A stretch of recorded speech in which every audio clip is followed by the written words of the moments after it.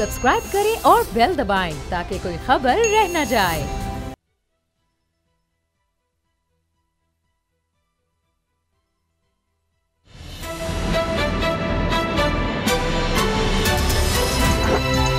अब पता चला। बिस्मिल्लाहिर्रहमानिर्रहीम, अस्सलाम वालेकुम। मैं हूं मोहम्मद उसामा गाजी और आप देख रहे हैं अब पता चला। नवाज शरीफ के बयानिए का बोझ नाकाबिले बर्दाश्त होता जा रहा है। अपोजिशन इत्तेहाद PDM में दरार पड़ चुकी है। पीपल्स पार्टी की तरफ से उठने वाली आवाजें आहिस्ता आहिस्ता बुलंद होने लगी हैं। नवाज शरीफ के खिताब से पहले बिलावल को धचका लगा और अब खबर यह है कि PDM इजलास में आसिफ जरदारी भी इस बयानिए के खिलाफ खुलकर बोले। आसिफ जरदारी का कहना यह था कि कई साथ एक महाज खोलने का कोई नतीजा नहीं निकलेगा। ANP के अमीर हैदर होती ने भी लहजा तब्दील करने का मशवरा दिया, लेकिन महमूद खान अचकजई और मौलाना फजलुर रहमान ने इसकी मुखालफत की। उर्दू का मुहावरा है कि जितने मुंह उतनी बातें। बिल्कुल इसी तरह APDM में जितनी जमातें, सब की अपनी अपनी बातें, क्योंकि यहाँ मफादात मुकद्दमात अपने अपने हैं, इसलिए अब तक कोई एक एजेंडा भी तय नहीं हो सका। जी ये सच है कि अपोजिशन ने हुकूमत गिराने के लिए एहतजाजी तहरीक तो शुरू कर दी है, लेकिन इस तहरीक का एजेंडा क्या है, मकसद क्या है और मुतालबात क्या है? एहतजाजी तहरीक से अपोजिशन क़यादत क्या हासिल करना चाहती है, यह अब तक वाज़ेह नहीं हो सका। ऐसे में जलसा खेलना क्या बेकार तवानाई ज़ाया करना नहीं? अपोजिशन कैंप में नए मिसाक़ जमहूरियत की भी गूंज सुनाई दे रही है। शाहिद खाकान अब्बासी का कहना है कि नवाज शरीफ का बुनियादी पैगाम यह था कि PDM का मकसद निज़ाम तब्दील करना है, मौजूदा हुकूमत का खात्मा नहीं। बलूचिस्तान के हवाले से मुताज़ा बयान देने वाले शाह अवैस नूरानी ने इजलास में सवाल उठाया कि गारंटर से किस फोरम पर बात होगी। उनके इस सवाल पर भी सवाल उठते हैं कि अगर गारंटर से ही बात करनी है तो फिर एहतजाजी तहरीक चलाने, जलसों में आवाम को खार करने की ज़रूरत ही क्या है? दूसरी तरफ नवाज शरीफ बयानिए के खिलाफ अब्दुल कादिर बलोच के बाद सनाउल्लाह ज़हरी ने भी पार्टी छोड़ दी है। उन्होंने अपने कायद नवाज शरीफ पर शदीद तनकीद करते हुए कहा कि डसना इनकी फितरत है। आज से नवाज शरीफ की जितनी मुखालफत हो सकेगी करेंगे। बलूचिस्तान ही नहीं, पंजाब में भी नून लीग में तोड़ फोड़ की खबरें गर्म हैं। ये खबरें अफवाहें हैं या फिर हकीकत का रूप धारती हैं? नून लीग में हलचल मचती है या नहीं, इसका पता जल्द चलकर कराची की सियासत में भी हलचल दिखाई दे रही है। कई साल से खुद साख्ता जलावतनी काटने वाले MQM के रहनुमा फिर से सरगर्म हो रहे हैं। MQM के धड़ों के इंजमाम की बाज़गश्त है। ये कौन सी गेम है? इसके पीछे कौन हो सकता है? इन सब पर बात करेंगे। असद खरल साहब, बाबर डोगर साहब मेरे साथ हैं। असद खरल साहब, ये तो PDM के अंदर जो कुछ हुआ है, इसके बाद अब ये तो यकीनी नजर आ रहा है कि ये मामला ज़्यादा देर चलने वाला नहीं है। देखिए, जब से ये मामला शुरू हुआ है और PDM जो है उसका वजूद आया और 11 जमाती गैर फितरी इत्तेहाद जो है, उस वक्त से ही हम कह रहे थे कि ये जो चीज़ें हैं ये बिलाकर आगे जाके, क्योंकि हर एक पार्टी के अपने अपने ज़ाती मफादात है, अपना अपना एजेंडा है, और उन ज़ाती मफादात को सामने रखते हुए एक दूसरे के साथ उन्होंने ऐलान किया। अब मामला ये, जिस तरह मैंने बताया कि पीपल्स पार्टी बिलावल भुट्टो जरदारी साहब के बाद आसिफ जरदारी साहब ने भी यही कहा कि जो हमें एक साथ सारे माजों के ऊपर अगर लड़ाई करेंगे तो उसका कोई नतीजा बरामद नहीं होगा। मतलब उनका भी यही है कि हम इस तरह इदारों को टारगेट करेंगे तो उसका कोई फ़ायदा नहीं होगा। फिर उसके बाद अमीर हैदर होती साहब जो है ANP के रहनुमा हैं, उन्होंने भी यही बात की है। मामला ये है कि अच्छा, अब्दुल कादिर बलोच साहब हमारे साथ हैं, जनरल टायर अब्दुल कादिर बलोच साहब, बहुत शुक्रिया आपके वक्त का। आपके जाने से ये कहा गया, नून लीग की तरफ से, बड़े अफसोस की बात है, दुख होता है, जबकि हम ये समझते हैं कि बहुत फ़र्क पड़ता है, लेकिन कह रहे हैं जी सनाउल्लाह ज़हरी साहब हों, आप हों, कोई फ़र्क ही नहीं पड़ता। तो ये उनकी राय है जी, उसको कौन क्वेश्चन करता है? हम तो यही कहेंगे, वो ये समझते हैं तो ठीक समझते होंगे, उनका कोई प्लान होगा, कार्रवाई होगी। अब तक उनकी परफॉर्मेंस हमारे मुस्लिम लीग नून की उस तरह की नहीं रही है जिससे इस किस्म के एतमाद का इजहार किया जाए। बाकी किसी की राय रखने पे तो कोई कदम तो नहीं लगाया जा सकता है। मुश्किल तरीन वक्त में आप जैसे लोगों ने साथ दिया, आपकी लॉयल्टी पर शक हो ही नहीं सकता, लेकिन जनरल साहब कहाँ ये खराबी कहाँ हुई आपकी नज़र में? मियाँ साहब क्या हो गया, ये ज़ातियात पर किस तरह आ गए? कोई खराबी की बात नहीं है। हमने समझा कि अभी उनके साथ मजीद जाना मुमकिन नहीं है, तो मैंने अपने रिश्ते अलग कर दिए और दैट्स अबाउट ऑल। और मैंने बता दिया उसके रीजंस, मेरे ख्याल में बार बार उसको दोहराना मुनासिब नहीं है। लेकिन मियां साहब की सोच में कब फ़र्क आया? ये जिस तरह से उन्होंने ज़ाती हमले आर्मी चीफ पर, DGI पर जब शुरू कर दिए, आपको क्या लगता है कौन उनको इस तरह एडवाइस कर रहा है?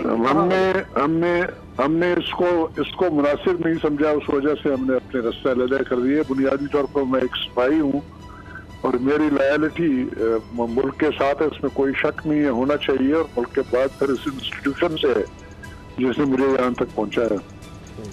आपने जनरल साहब PMLN के अंदर आप ये PMLN के एक अहम हिस्सा रहे हैं। PMLN के अंदर कितने ऐसे लोग हैं जो इस बयानिए से मुतफिक नहीं हैं या इस बयानिए से इत्तेफाक नहीं करते? बात ये, मुझे इसके बारे में कुछ पता नहीं है, आप मुझे अहम समझते हैं। दूसरी बात है, शायद PMLN की आदत जो है ना इस तरह नहीं समझती है, उनकी राय वही है कि कोई फर्क ही नहीं पड़ता है हमारी जानिब से। अच्छा जनरल साहब, पीपल्स पार्टी के चेयरमैन बिलावल भुट्टो जरदारी साहब ने आपको फ़ोन भी किया और फ़ोन पे क्या बातें हुई, ये तो आप ही बता सकते हैं। को पता चला है कि शायद आपको दावत भी दी जा रही है, पीपल्स पार्टी ज्वाइन करने का कोई इरादा रखते हैं आप? मुझे कोई फ़ोन किसी ने नहीं कहा। इनकी डेलीगेशन क्वेटा में मेरे पास आई थी सूबाई सदर के क़यादत में, और उन्होंने इनका पैगाम मुझ तक पहुँचाया, बिलावल भुट्टो साहब। अच्छा जनरल साहब, ये जो इल्ज़ामात मियां नवाज शरीफ साहब लगा रहे हैं, कभी कि जी किस तरह मुझे हटाने की कोशिश की गई, कभी ज़रूर इस्लाम साहब का नाम, उस वक्त कभी काबीना में उन्होंने ये चीज़ें डिस्कस की हैं आपसे कि ये होता रहा है, मुझसे इस्तीफ़ा मांगा गया और मैं नहीं दूंगा, ये सब बातें? वो बड़ी पुरानी बात है, नए डेवलपमेंट्स हो गए हैं, आपको पता होना चाहिए। ऐसी आर्मी चीफ की एक्सटेंशन के लिए हमारी पार्टी ने सबसे पहले जो है ना उसको अनकंडीशनल सपोर्ट दे दी। ये पुरानी बात नहीं है, 7 महीने पहले की बात है। तो हालात बदलते रहते हैं और राय बदलते रहते हैं हालात के साथ। हमारी पार्टी की अभी लाइन टोटली डिफरेंट है। जिस बंदे के लिए हमने अनकंडीशनल सपोर्ट की थी बगैर किसी चून चढ़ा के, और बाकी पार्टियों ने फिर भी अपने वर्किंग सेंट्रल एग्जीक्यूटिव कमेटीज की मीटिंग में मामले को स्टेट सपोर्ट किया था। अच्छा, आपका वसी तजर्बा है जनरल साहब, आपकी पाकिस्तानी सियासत में ज़रूरत भी है, अभी तक आपने कोई फैसला किया है कि किस पार्टी को आप ज्वाइन करेंगे? पीपल्स पार्टी की चाह रही है आपको। इसी के साथ एक और भी जनरल साहब, इसके साथ ये भी कि आपने कहा कि बिलावल भुट्टो का पैगाम दिया था, क्या आप नाज़रीन को बता सकते हैं क्या पैगाम था और आप क्या सोच रहे हैं? देखिए जी, मैंने कहा कि अभी तक फिलहाल तो इरादा है सियासत में रहने का। हमारा एक टीम है, ग्रुप है, सारे मिलके फैसला करेंगे।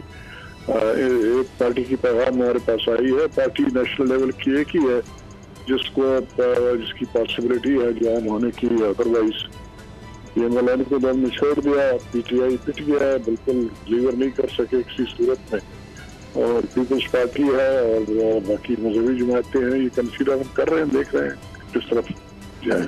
अच्छा, एक और काजी साहब, आपने नून लीग के अंदर एक अच्छा टाइम गुजारा, आपकी एक मरकजी हैसियत थी, तो पार्टी के अंदर कोई ऐसी सोच नहीं थी कि आपको मना लिया जाए या आपसे बातचीत के जरिए इस मसले को हल कर लिया जाए या आपको कन्विंस कर लिया जाए या आपके साथ बैठकर बात की जाए इस इशू पर, कि बजाय कि इतनी एक्सट्रीम पे आप एक डिसीजन करें?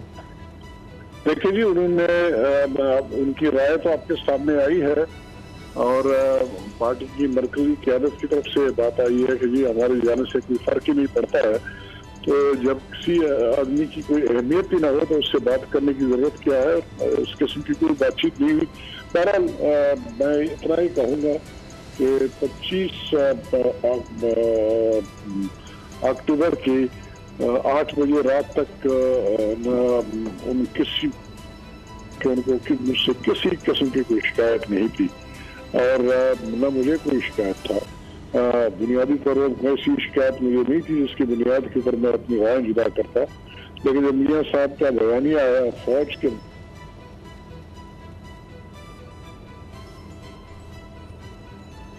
अच्छा जनरल साहब, आप मुस्तकबिल क्या देख रहे हैं? जिस तरह से नवाज शरीफ साहब अब ये बातें कर रहे हैं, इसके तहत क्या देख रहे हैं नून लीग का मुस्तकबिल? जी जनरल साहब। कर लिया जी जनरल साहब, मुस्तकबिल आपको क्या नजर आ रहा है नून लीग का, अगर मियां नवाज शरीफ साहब इसी तरह ही हमले करते रहे दारों पर? तो पब्लिक ओपिनियन इनके साथ है अभी तक। मैं यही कह सकता हूँ, ये मैं तो एक प्रोफेशनल आदमी था जिसकी बुनियाद के ऊपर मैंने रस्ते लगा कर दिए। पंजाब में बड़ी सपोर्ट है इनकी, कोई शक नहीं है। अभी ये बयानिया उनका इस किस्म का सामने आया है जहाँ पर काफी लोगों ने रिजर्वेशंस का इजहार किया है जमीयत उलमा इस्लाम ने, पीपल्स पार्टी ने, इसी तरह से बल्कि उन्होंने ये मेरा रेफरेंस देके इसके ऊपर डिस्कशन को सुलझाने के लिए वो दोबारा बैठ रहा है मेरे ख्याल में 14 तारीख को। बलूचिस्तान की सियासत में अब्दुल कादिर बलोच साहब, बयानिए में PMLN के अंदर भी इख्तलाफ है। शहबाज शरीफ का बयानिया डिफरेंट है, नवाज शरीफ का बयानिया डिफरेंट रहा है। तो जो शहबाज शरीफ का बयानिया जिस तरह से अब वो अदारों को इस तरह से टारगेट नहीं करते, वो टारगेट करते हैं तो गवर्नमेंट को उसकी पॉलिसीज़ को करते हैं, जबकि मरियम नवाज और नवाज शरीफ डायरेक्ट अदारों को टारगेट करते हैं। तो क्या शहबाज शरीफ का जिस तरह से कह रहे हैं कि शीन लीग बन सकती है, पार्टी के अंदर एक ऐसा ग्रुप है जो कि इस बयानी से इख्तलाफ कर रहा है, शहबाज शरीफ को सपोर्ट कर रहा है, कोई ऐसी चीज़ चल रही थी? आपने खुद इस तरह की कोई चीज़ ऑब्जर्व की? मेरे नॉलेज में कोई ऐसी बात नहीं है कि PMLN के अंदर इख्तलाफ है मियां साहब की बयानियों से। मेरे दिल में ऐसी कोई बात नहीं आई है। मेरा इख्तलाफ था और मैं अलग हो गया। अब अगर कुछ और लोग हैं, अगर मुझे उनके बारे में मालूम नहीं है और होंगे, जरूर होंगे, लेकिन शायद इस हद तक न जाए जिस हद तक मैं गया। अच्छा, और जनरल साहब बलूचिस्तान में क्या मुस्तकबिल देख रहे हैं? सनाउल हजारी साहब तो बड़ा कह रहे हैं कि जी अब देखते हैं यहाँ से कोई सीट नून लीग कैसे निकाल सकती है। अब नून लीग में वहाँ पर रह कौन गया है? मेरा सवाल तो ये है कि बलूचिस्तान में नून लीग की नुमाइंदगी क्या रह गई है? उसकी वजह यह है कि मुस्लिम लीग नून तो अभी की पार्टी नहीं है, बड़ी पुरानी पार्टी है।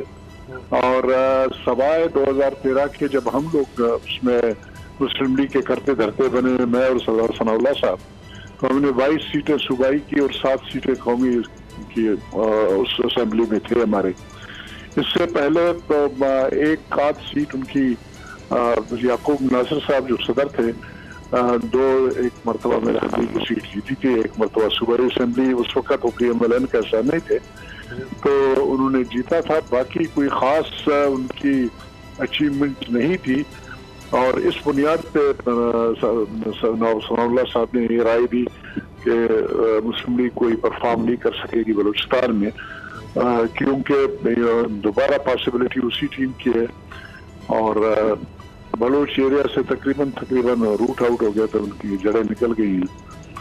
और नॉर्थ में है, देखते हैं कैसे क्या बनता है। अच्छा जनरल साहब, ये एक अजीब बात की गई नून लीग की तरफ से कि जी वो तो आप तो कोयटा में रिसीव करने भी पहुंचे थे मरियम साहिबा को, तो ये तो जलसा बड़ी पुरानी बात है, गुजरावाला जलसे में जो बात की गई तब तक नहीं था। असल में सनाउल हजारी साहब को स्टेज पर नहीं बुलाया गया, सारा मसला यहाँ से है, अख्तर मेंगल साहब के होते हुए। लेकिन जी वो मामले को वो भी बहुत सीरियस बात थी और बहुत सीरियस बात थी, इसमें कोई शक नहीं है। लेकिन ये वजह जिसको खामखा ये मामला सुलझाया जा सकता था एक माजरत करने की, उसकी तौहीन की गई। और ट्राइबल लोग हैं, वो भी ट्राइबल आदमी है अख्तर मेंगल साहब, और ये भी ट्राइबल चीफ हैं, उनके चीफ हैं। और उसको बुलाया हमने था मीटिंग के लिए, उसके बंदे आए हुए थे हजारों की तादाद के साथ में। और सनाउल्लाह हजारी साहब आखिर तक, इवन एयरपोर्ट जो ना आखिर तक साथ रहे, और उन्होंने उनकी बल्कि गाड़ी ड्राइव करते रहे, आगे पीछे जाते रहे। तो ये 24 तारीख की बात है। 25 तारीख की सिर्फ वो जब मीटिंग जलसे की बात आई तो उस वक्त उन्होंने रद्दी की। तो वो बिल्कुल सीरियस बात थी, इसमें कोई शक नहीं है। मैंने कहा था कि मैं स्टेज पर नहीं आऊंगा अगर सनाउल्लाह जहरी साहब नहीं आते हैं। उनके लिए उन्होंने कहा कि मैं नहीं गया, और मैंने एहतजाज किया। मैंने ये भी कहा था कि मैं पार्टी छोड़ूंगा, लेकिन ये कि मैं शायद पार्टी छोड़ देता। इसमें मेरे जहन में था कि मैं उनसे कहूंगा कि जी उससे माजरत कर लें, और वो पार्टी में बड़े उनके कंट्रीब्यूशन है, CM रहे हैं, पार्टी के प्रेसिडेंट रहे हैं कोई, और न मीडिया में उनके खिलाफ कोई बात आई है, न कभी पार्टी की क़यादत ने उनके खिलाफ कोई बात की थी। तो इस तरह करना मुनासिब नहीं था। एक ट्राइबल सोसाइटी के अंदर बड़ा गलत मैसेज गया है। आज भी लोग बात कर रहे हैं कि अख्तर मेंगल भी बड़ी वो फखरिया अपने छाती पे हाथ मारा कि हमने इसको आउट कर दिया। ये हमारी ट्राइबल सोसाइटी के टिपिकल हिसाब किताब है, और ये वो समझ नहीं पा रहे थे। उन्होंने हुक्म दे दिया तो हुक्म के ऊपर तामील की गई, लेकिन ये वजह नहीं थी सेपरेशन की। वजह बुनियादी तौर पर फौज के मामले की है। मैं एक सोल्जर हूँ, मैं समझता हूँ इस बात को। उसकी वजह यह है कि एक आईनी मामले में एक लेफ्टिनेंट, एक सूबेदार, एक हवलदार, एक नायक, एक लेफ्टिनेंट कर्नल, मेजर, ब्रिगेडियर, ये जो है ना वो इंटरप्रेट आर्मी को नहीं कर सकता है, नहीं समझ सकता है। अब परवेज मुशर्रफ साहब के मामले को कितने साल हो गए, अभी तक कोई फैसला नहीं कर पाया कि उनका एक्शन आईनी था कि नहीं था। हालांकि सारी दुनिया को मालूम है कि आइन के आर्टिकल 6 बिल्कुल क्लियर है, इसमें कोई शक नहीं है, लेकिन फिर भी अभी तक ओपिनियन नहीं आई है, फिर भी उनकी अपील पेंडिंग है, सबका तमाम कार्रवाई उसी तरह से चल रही है।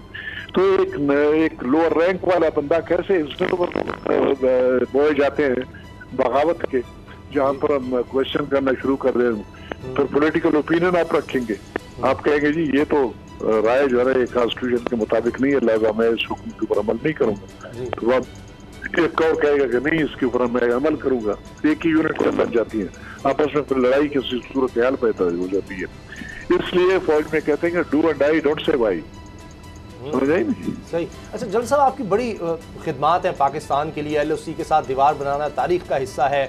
मैंने इस बारे में पढ़ा, मुझे बड़ी खुशी हुई, आपको इतने ज़्यादा एजाज़ात मिले पाकिस्तान की तरफ से, आप इदारे को भी बड़ी अच्छी तरह समझते हैं। जो इदारे की पॉलिसी रिस्ट्रेंट की नज़र आ रही है फ़ौज की, आप समझते हैं ये सही पॉलिसी है और इसी से मामला आगे बेहतर तरीके से चल सकेंगे? मैं कॉन्स्टिट्यूशन को पढ़ता हूँ, उसमें ये दिया हुआ है कि ये फौज मेंटेन की जाएगी जिसकी जिम्मेदारी ये होगी कि वो सरहदों की, जोग्राफियाई सरहदों की दफा करे और मुल्क की नजरियाती सरहदों की दफा की रिस्पॉन्सिबिलिटी भी उनकी है। और फिर in aid of civil power, यानी हुकूमत वक्त के इमदाद में जब भी जरूरत पड़ जाए तो वो अमल करे उन अहकाम के ऊपर जो उनको दिए जाते हैं। अब ये मामला बुनियादी तौर पर आर्मी की है कि वो ये फैसला कर सकता है कि आईनी है, गैर आईनी है, करना चाहिए, नहीं करना चाहिए। इवन उसके पास भी ये प्रिविलेज नहीं होना चाहिए, अगर वो नहीं मानता तो वो फिर छुट्टी कर जाता है।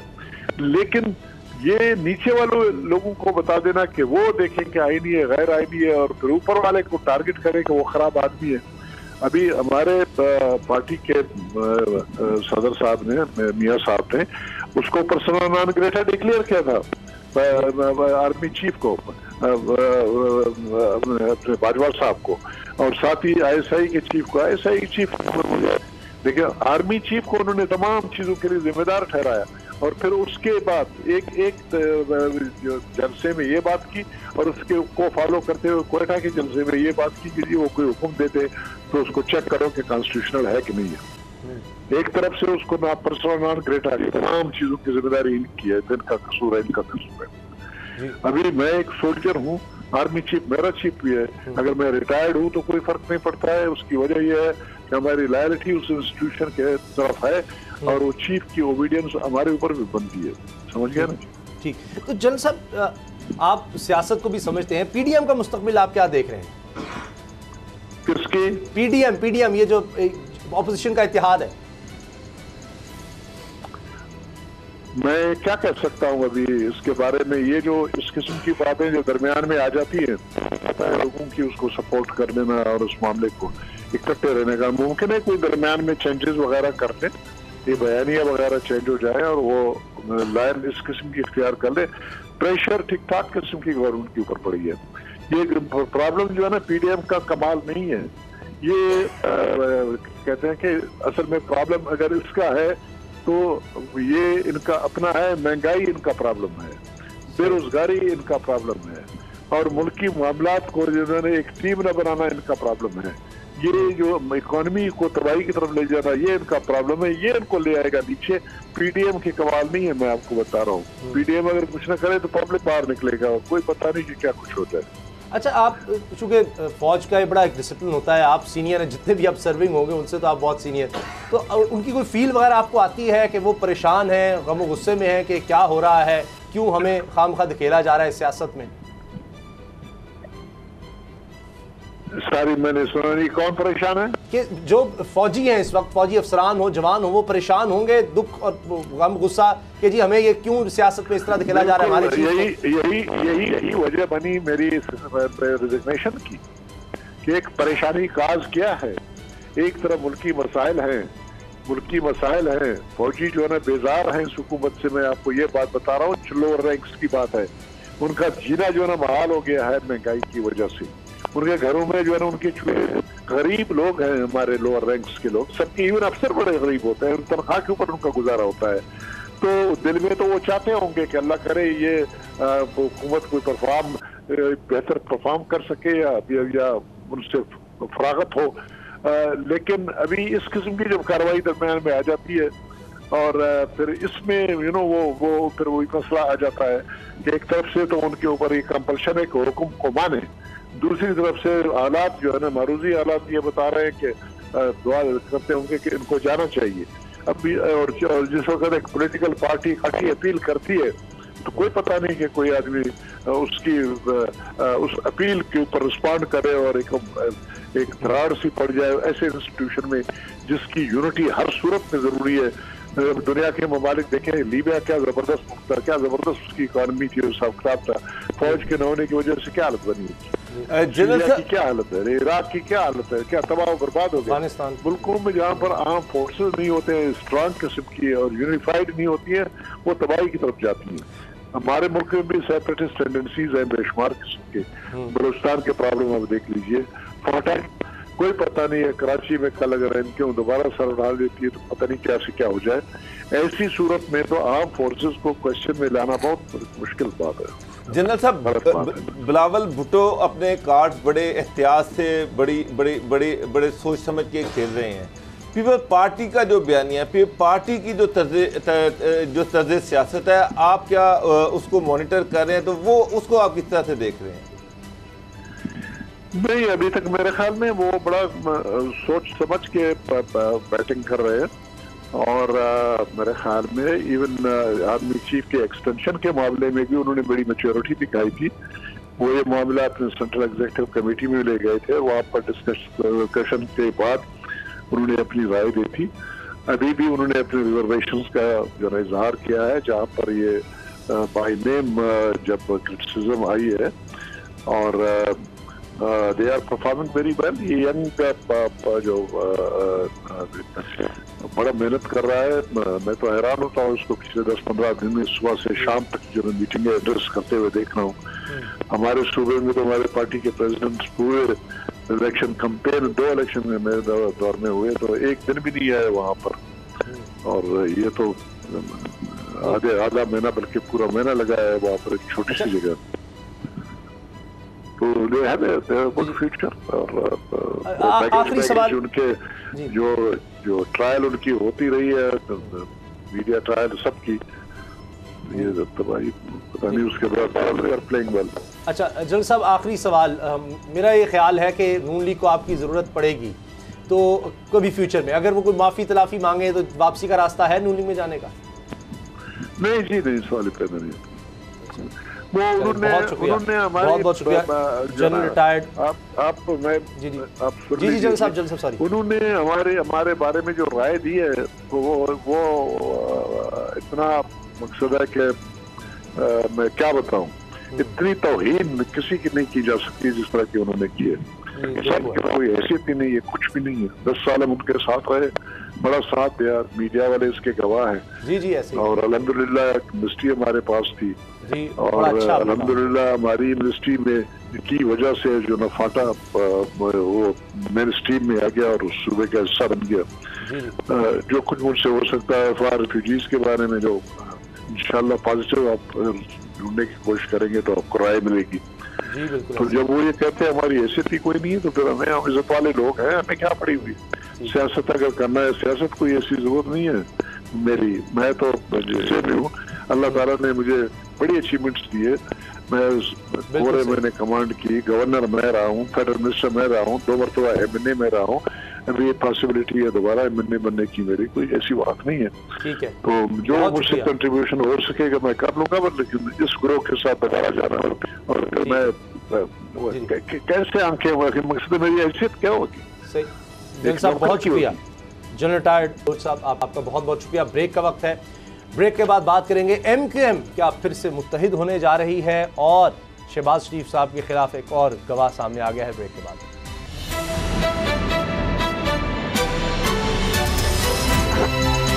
अब पता चला MQM के कुछ रहनुमा जो मुल्क से बाहर थे अब आ गए हैं और बातें ये हो रही हैं कि मुख्तलिफ धड़े अब दोबारा शायद मिल जाएं। बाबर डोगर साहब, आपको क्या लग रहा है कि ये दोबारा से बल्दियाती इलेक्शन से पहले कुछ ऐसा हो सकता है? अब इतनी हो गई है, फारूक सत्तार साहब अलग गए, MQM पाकिस्तान अलग गए, पाक सरजमीन पार्टी अलग बनी हुई है, तो ये दोबारा कुछ धड़े मिल सकते हैं या नहीं? मुश्किल है। साहब आपने कहा कि आ गए हैं, अभी आए नहीं हैं, मुतवक्को हैं, आ रहे हैं आहिस्ता आहिस्ता, कुछ तो आ गए हैं। जिस तरह अभी देखें हैदराबाद से रिजवी साहब आ गए हैं, अभी एक और नाम सामने आ रहा है कि उन्होंने भी आना है, आदिल सिद्दीकी साहब जी, वो भी अभी वो असल उन्होंने आना है। मेरा इशू ये है कि ये लोग बाहर क्यों थे। अब बाबर गोली साहब का नाम लिया जाए, बाबर गोली साहब पे कई 100 अरब रुपए की करप्शन का के उनके केसेस चल रहे हैं वहाँ पर। इस तरह बाकी जो लोग हैं उन पे भी केसेस हैं, नैब भी उनका इंतज़ार कर रही है, बाकी इदारे भी उनका इंतज़ार कर रहे हैं। अब सवाल ये है कि ये जब लोग आएंगे तो क्या ये ट्रायल फेस करेंगे, क्या कोई अंडरस्टैंडिंग होगी इनकी इदारों के साथ कि ये वापस आकर, या ये पहले सरेंडर करना होगा इनको? सामा साहब, ये नहीं है इस तरह से कि आप अरबों रुपया लूटें। अगर कोई मसला ही नहीं था तो ये बाहर क्यों बैठे हुए थे, बाहर के इंतजार किस चीज़ का इंतज़ार कर रहे थे?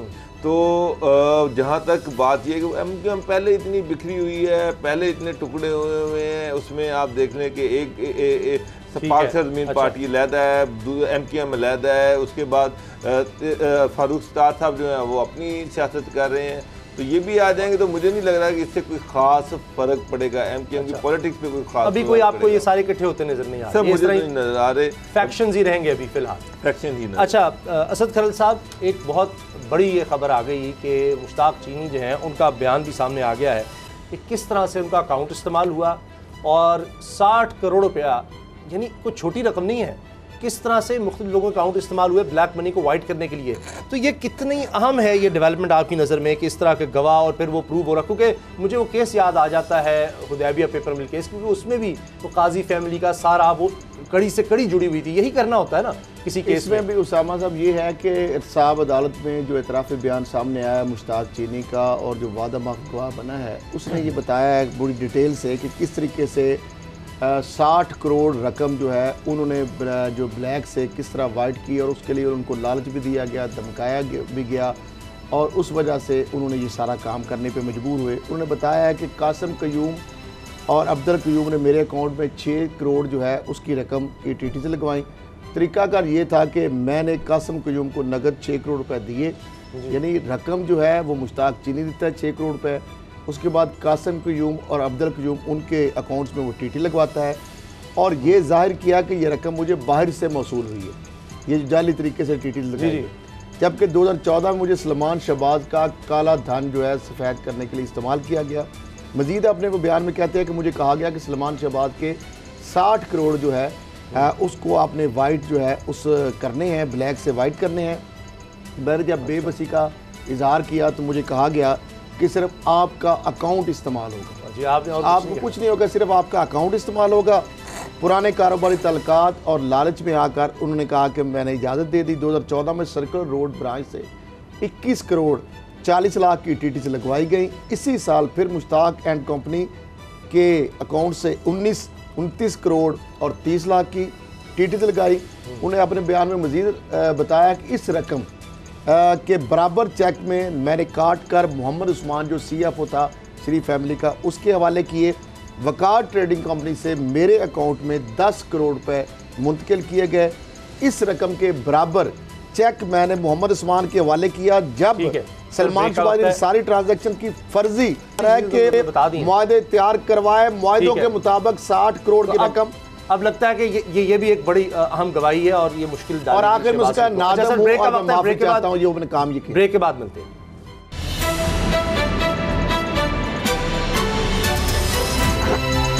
अब पता चला ब्लू वर्ल्ड सिटी प्रोजेक्ट के हवाले से मुख्तलिफ खबरें हैं, इस पर हमने बात भी की थी। उसके चेयरमैन साद नज़ीर साहब हमारे साथ हैं, उनसे इस हवाले से बात करेंगे। साद नज़ीर साहब, ये आप पर इल्ज़ाम ये है कि आपके पास चंद 100 कनाल ज़मीन है और ऊपर से आपने अर्तुगरुल गाजी के किरदार को भी बगैर NOC के बुलाया, और ये जो प्रोजेक्ट है आपका ब्लू वर्ल्ड सिटी, इसकी जानिब आपने माइल करने की कोशिश की। क्या कहते हैं आप? बिस्मिल्लाहिर्रहमानिर्रहीम। सबसे पहले तो सामा भाई और दीगर अहबाब जो बैठे हैं उनका बहुत बहुत शुक्रिया कि आपने और बोल TV ने आज स्पेशली हमें अपना मौक़िफ़ देने के लिए मौका दिया है। सिर्फ वन साइडेड वर्शन पे ही रिलाई नहीं किया। मैं थोड़ा सा टाइम आपसे चाहूँगा ताकि मैं आपको अपना माजरा बयान कर सकूँ। अल्लाह पाक का शुक्र है जी कि हमारे पास चंद सौ कनाल ज़मीन नहीं, एक वेरीफाइबल डॉक्यूमेंट्स के थ्रू हमारे पास अल्हम्दुलिल्लाह 30 से 35 हज़ार कनाल का जो रकबा है वो म्यूटेशन के प्रोसेस में है, जिसमें से 25 से 27 हज़ार कनाल हम अल्हम्दुलिल्लाह हमारे नाम म्यूटेट हो चुका है। अगर आप अपना कैमरामैन ये दिखा सकें तो ये सारे डॉक्यूमेंट्स हैं जो हमारे पास कंप्यूटराइज्ड फॉर्मेट में अवेलेबल हैं, ये डॉक्यूमेंटेड हैं और अल्हम्दुलिल्लाह कोई भी साहब या अदारा देखना चाहें तो बड़ी खुशी से आके देख सकते हैं। उसके अलावा जी ये हमारे पास ढेर सारे मौजूद हैं, ये उन्हीं रकमों के उन्हीं मौज़ों के हैं, ये भी हम किसी को दिखा सकते हैं जो कोई भी आके देखना चाहें। ये 60 से 70 हज़ार कनाल के बयाने हैं in addition to our land holding जो हमारे पास अल्हम्दुलिल्लाह इंतकालात की सूरत में मौजूद है। तो इन टोटल जैसे मैंने अर्ज़ किया कि जी 60 से 70 हज़ार कनाल पे हमारे बयाने हैं और 30 से 35 हज़ार कनाल जो है हमारी म्यूटेशन के प्रोसेस में है, ये प्रोसेस कंप्लीट कर चुके हुए हैं। तो एक साइजेबल रकबा हमारे पास ऑन ग्राउंड मौजूद है और अल्हम्दुलिल्लाह हमारे इलाके में हमारा लैंड प्रोक्योरमेंट के हवाले से चौधरी नदीम एजाज साहब जो मेरे पार्टनर भी हैं, इस प्रोजेक्ट के मालिक भी हैं और नहायत ही मोहतरम हैं, इलाके में अपनी एक अच्छी रिप्यूट रखते हैं। तो बहुत से लोग हमें बयाने पे ही अपना कब्ज़ा ख़ुद हैंड ओवर कर देते हैं और वो भी लैंड हमारे पास अवेलेबल होती है। तो हमारे पास इस वक्त पोजेशन में अल्हम्दुलिल्लाह जी ये सारी ज़मीन 30-35 हज़ार 40 हज़ार कनाल मौजूद है। कोई भी साहब आके विज़िट करना चाहें, कोई भी अदारा आके देखना चाहें तो वो ऑन ग्राउंड एक रियलिटी है जिसको आप डिनाई नहीं कर सकते। तो रही अप्रूवल्स की बात, तो आरडीए का एक अपना प्रोसेस है जी अप्रूवल्स का।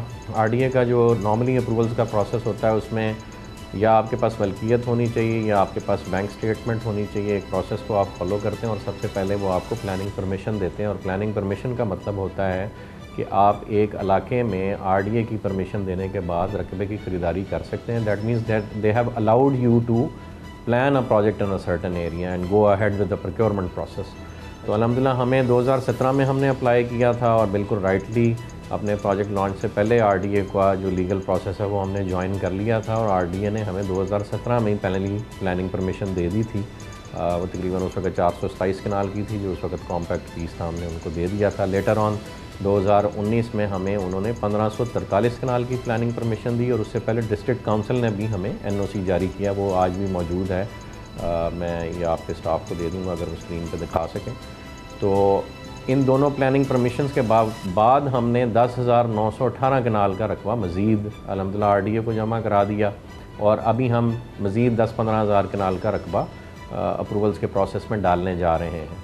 अनफॉर्चुनेटली इस वक्त आरडीए की और टीएमए की और डिस्ट्रिक्ट काउंसिल की लोकल गवर्नमेंट एक्ट 2019 आने के बाद जो लीगल स्टेटस है वो इस वक्त कन्फ्यूजन का शिकार है और ये मैटर इस वक्त अंडर लिटिगेशन है Lahore high court Rawalpindi bench में। और जैसी मौजूदा अदालत इस पर फैसला करती है कि कौन सा अदारा मजाज है इस अप्रूवल को फर्दर कंटिन्यू करने का या नए अप्रूवल्स देने का, तो जैसे ही वो क्लैरिफिकेशन आती है हम इंशाल्लाह रिव्यू करके अपना प्रोसेस ज्वाइन भी करेंगे और कंप्लीट भी कराएंगे। और कोई चीज़ उसमें माने नहीं है, हम लॉ अबाइडिंग सिटीजन्स हैं और हम बिल्कुल कानूनी तकाज़े पूरे करके चलना चाहते हैं। और डेवलपमेंट का जो प्रोसेस हमारा साइट पे ऑन गोइंग है वो भी अल्हम्दुलिल्लाह कोर्ट के अहकामात की रोशनी में हम जारी रखे हुए हैं। तो इसके अलावा जी आपने पूछा कि अर्तगल गाज़ी के बारे में आपने बात की या जो साफ किरदार अदा कर रहे हैं अर्तगल गाज़ी का इंजन आलतन तुजियातान। तो सामा भाई मैं अर्ज़ करूँगा कि जैसे पाकिस्तान का कोई भी एक्टर किसी भी कंपनी के साथ, फर्म के साथ, अदारे के साथ as a brand ambassador join करता है और हमने पहले नुमान एजाज साहब को इंगेज किया, जुगन काज़म को इंगेज किया, वो दोनों अभी हमारे पैनल पे हैं, there are respectable brand ambassadors. इसी तरह हमने एक फ़ॉरेन एक्टर लिया, वो फ़ॉरेन एक्टर एक फ़ॉरेन ड्रामा जो कि पाकिस्तान में बहुत मशहूर हुआ, अर्तगल गाज़ी का मेन लीडिंग हीरो किरदार थे और इसी वजह से उनकी शोहरत की वजह से ही हमने उनको इंगेज किया अल्हम्दुलिल्लाह and they came on board with us and they were going to not only work for our project in Rawalpindi Islamabad, बल्कि एट द सेम टाइम जो हमारा एक प्रोजेक्ट ब्लू टाउन के नाम से LDA से जिसका नक्शा मंजूर हो चुका हुआ उसके लिए भी एज़ ब्रांड एम्बेसडर उन्होंने एक्ट करना था और उन्होंने यहाँ पे भी तशरीफ़ लाना था। लेकिन अनफॉर्चुनेटली मीडिया ये बात जानता है, बहुत से लोग जानते हैं कि एक हमसाया मुल्क जो कि तुर्कों से हमारी मोहब्बत पे इतने खुश नहीं हैं और स्पेशली अर्तगरल ड्रामे पे भी खुश नहीं हैं और उसके यहाँ चलने पे भी खुश नहीं हैं, तो उनकी मुदाखलत थी, वो जैसे भी हुई, मैं उस तफसील में नहीं जाऊँगा। बहरहाल लुब्बे लबाब ये कि वो यहाँ तशरीफ़ नहीं ला सके और इंशाल्लाह जैसे ही पाबंदी उठेगी अल्लाह पाक खैर लाएंगे, वो ज़रूर तशरीफ़ लाएंगे और वो मैं समझता हूँ हमारी नहीं इस मुल्क की इज़्ज़त का सवाल है। और हमारी बीइंग अ मुस्लिम हमारी तो ये ख्वाहिश है कि पूरी उम्मत जो है वो मिल्लत वाहिदा की तरह आप सल्लम की हदीस के मुताबिक एक्ट करे और तुर्कों और दूसरों में फ़र्क ना किया जाए। हम मुसलमान हैं, हम इकट्ठे ही न जीना मरना है, बल्कि हमारे इकट्ठे होने में ही हमारी बका है। तो उम्मीद है कि जो अदारे ये बात सुन रहे हैं वो इसको। अच्छा, क्या कुछ कब्ज़ा ग्रुप्स भी आपके साथ कब्ज़े में मुलव्वस हैं? और सुना है कि आपने अपना जो गेट है वो भी किसी ज़हूरनामे शख्स की ज़मीन पर लगाया हुआ है। पहली तो बात यह है कि बस आज़म रोड पे जिसे लोग चक्री रोड के नाम से भी जानते हैं, उस पर हमारा एक गेट नहीं अल्हम्दुलिल्लाह 8 से 9 एंट्रेंस पॉइंट्स हैं जिस पे हम मुनफरिद डिज़ाइन के गेट्स रेज़ करेंगे। उसमें से पहला गेट जो है वो अल्हम्दुलिल्लाह मुकम्मल हो चुका हुआ है और चाइनीज़ आर्किटेक्चर पे उसका थीम हम लेके चले थे सी पैक के हवाले से, चूँकि हमारा प्रोजेक्ट सी पैक रूट पे है और मैं चूँकि ज़ाती तौर पे ख़ुद आर्किटेक्ट हूँ, अल्हम्दुलिल्लाह national college of arts Lahore से आर्किटेक्चर में मैंने ग्रेजुएट किया था, तो मेरी ज़ाती दिलचस्पी होती है डिज़ाइन के हवाले से। और चूँकि हम इसको सी पैक से मुंसलिक कर रहे थे थीम को, तो उस वजह से हमने चाइनीज़ आर्किटेक्चर का ये फ़कीदुल मिसाल गेट बनवाया। ये अपनी नौइयत का पहला गेट है और पाकिस्तान का सबसे बड़ा गेट है अल्हम्दुलिल्लाह, ये एज़ाज़ हमें हासिल है।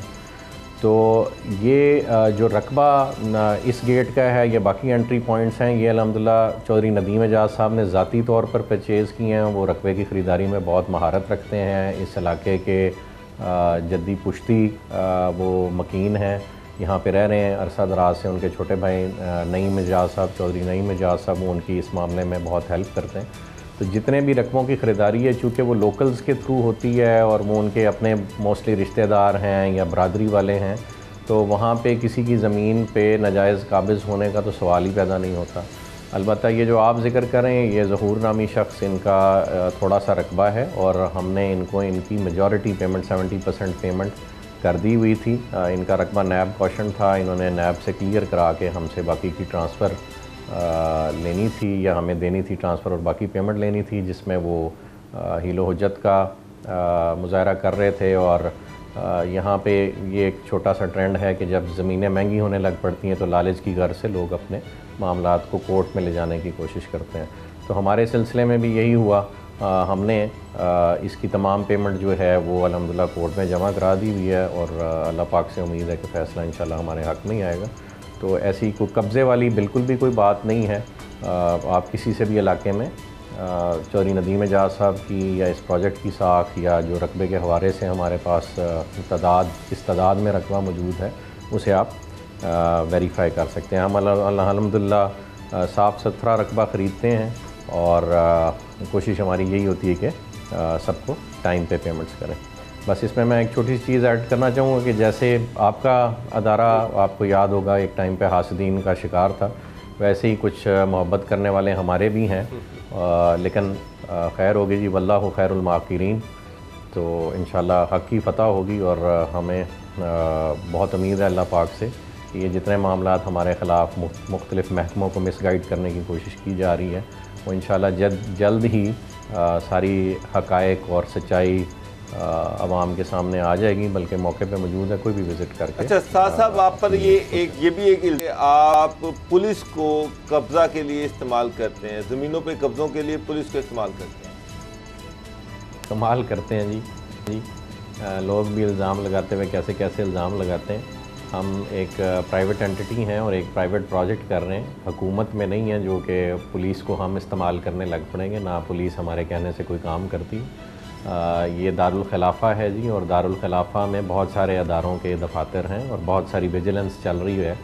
तो ये मुमकिन ही नहीं है कि पुलिस किसी भी पार्टी के साथ कनाइवेंस में कोई काम करे। इस्लामाबाद और रावलपिंडी की पुलिस इंतहाई न्यूट्रल है। ये बेबुनियाद इल्ज़ाम है हमारे पे भी और पुलिस जैसे मैक पे भी ये इल्ज़ाम स्पेशली आखिरी सवाल साद नज़ीर साहब, आपके फ्यूचर प्रोजेक्ट्स पर भी सवाल उठ रहे हैं। ये चौधरी तनवीर की FBR में कॉशन प्रॉपर्टीज़ हैं, उनके साथ मिलकर कंपनी बनाने की क्या हकीकत है? हाँ भाई, वैसे आप लोगों को ना किसी इंटेलिजेंस अदारे में होना चाहिए जितनी तहकीक आप लोग करके और पता नहीं कहाँ से इंफॉर्मेशन निकाल के ले आते हैं। तो अल्हम्दुलिल्लाह जी ये हकीकत है। चौधरी तनवीर साहब के जो बेटे हैं दानियाल साहब और उसामा साहब, उनके साथ मिलकर यस हमने एक कंपनी फॉर्म की। उसका नाम बेवर्ली गार्डन्स प्राइवेट लिमिटेड था और कंपनी फॉर्म करने का मकसद सिर्फ़ और सिर्फ लैंड एक्विजिशन था, लैंड प्रोक्योरमेंट था। क्योंकि जिन मौज़ाजात में हम रकबों की ख़रीदारी कर रहे हैं वहाँ पे चौधरी तनवीर साहब का एक अरसे से ख़रीदा हुआ रकबा पड़ा है। यस आपके हवाले से और दीगर हवालों से हमें ये इतला ज़रूर पहुँची है कि उनका रकबा FBR ने गालबन कॉशन किया हुआ है या अंडर इन्वेस्टिगेशन है।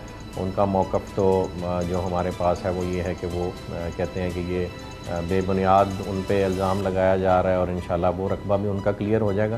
बहरहाल मुख्तसरन ये कि जब रकबा किसी भी अदारे ने कॉशन किया हुआ हो तो उसकी ट्रांसफ़र वो किसी इंडिविजुअल के नाम पे हो या कंपनी के नाम पे हो मुमकिन ही नहीं होती।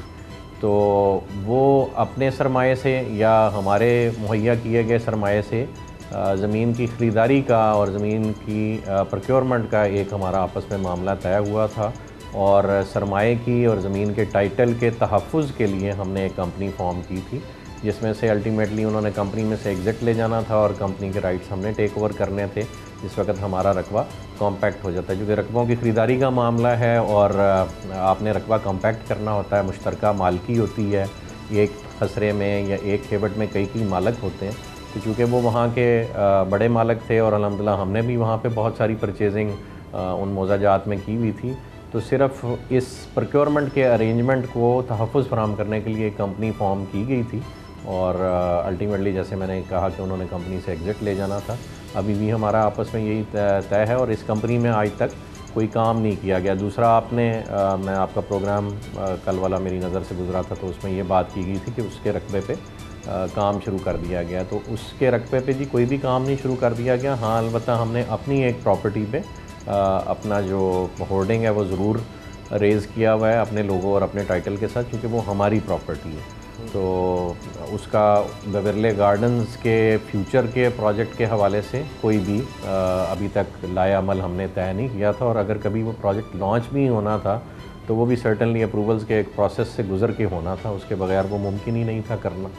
और हमने बिल्कुल राइट इंटेंशन के साथ एक कंपनी फॉर्म की ताकि लीगली मैटर्स को साथ नज़ीर साहब चेयरमैन ब्लू प्रोजेक्ट, बहुत बहुत शुक्रिया, आपने वक्त दिया, आपका वर्जन आ गया और जो डॉक्यूमेंट्स आप बार बार जिनका हवाला दे रहे थे वो भी हम स्क्रीन पर दिखा देते हैं कि आपका ये कहना है कि आपके पास तमाम डॉक्यूमेंट्स मौजूद हैं। स्क्रीन पर आप देख सकते हैं कि जो भी प्रॉपर्टीज़ हैं जिन पर आप ये सारा लेकर आ रहे हैं प्रोजेक्ट, तो उसके जितने भी डॉक्यूमेंट्स हैं वो आपके पास हैं। तो ये आपका वर्जन आ गया।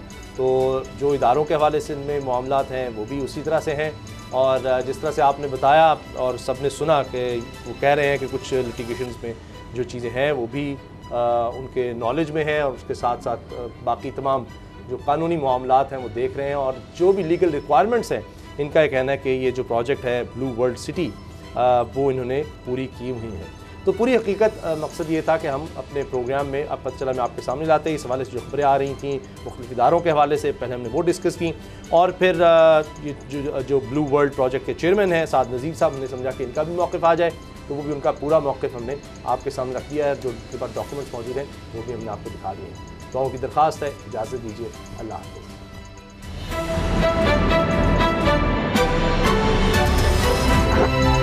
अब पता चला। सब्सक्राइब करें और बेल दबाएं ताकि कोई खबर रह न जाए।